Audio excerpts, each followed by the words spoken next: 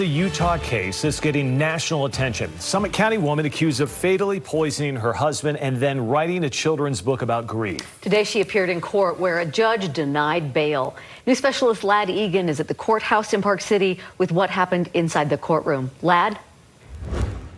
Yeah, Deanie and Mike, this was a lengthy detention hearing in this courtroom behind me here in Park City. Family, friends, the media, other interested people packed the courthouse, making it so that others actually had to be turned away.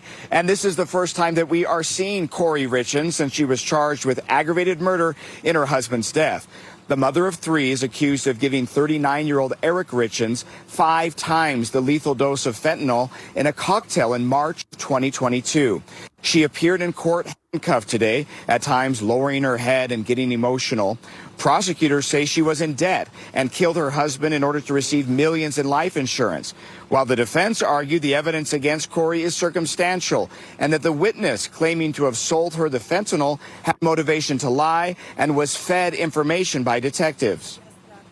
As you're telling her to be more specific, you're providing her with information that you're gaining in the case, and she's saying, now I remember. This case has motive that she needed to get out of this debt, and that's the reason she killed Eric, in hopes of getting his estate, in hopes of getting his life insurance policies.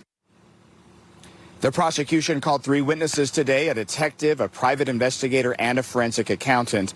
Corey's defense team argued that she's not a danger or flight risk, but in the end, the judge ruled Corey will remain behind bars leading up to and during a potential trial. But the circumstances of this case weigh soundly against granting pretrial release of any kind. Clear and convincing evidence that defendant would pose a substantial danger to the community if released on bail. Yeah, I think the family was pleased with what happened today. The judge clearly took everything into account.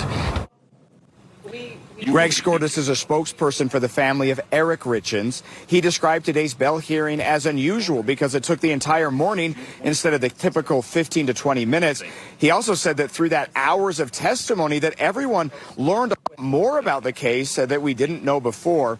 And the judge today also listening to an emotional victim impact statement from the sister of Eric Richens. And the charge in this case carries a maximum penalty of 25 to life in prison.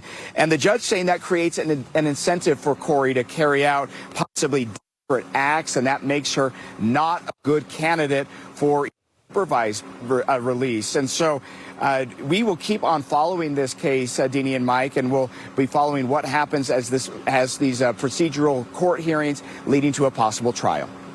Yeah, like you said, Ladd, a lot of interest in this case. Thanks.